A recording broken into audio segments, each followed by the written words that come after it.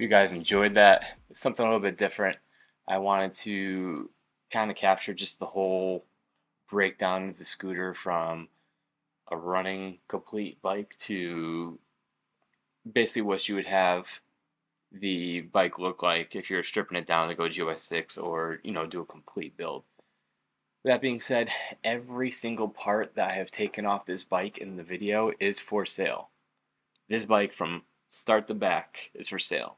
The only thing that will not be for sale is the front frame with the title. So this portion right here with the title isn't for sale, but the ignition is, wire harness, ECU, rear frame, wheel, suspension, motor, anything on this bike is up for grabs. So just shoot me a message on my Instagram or Facebook, one of those two platforms. I will give you a price on something. It'll be pretty reasonable. I'm not going to try to like scalp you on at all. It's just I bought this bike just to take it apart and record it and then sell the parts. So it's strictly just a stripped down bike. Hope you guys enjoyed this video. Be sure to like, share, and subscribe, and I'll catch you on the next one.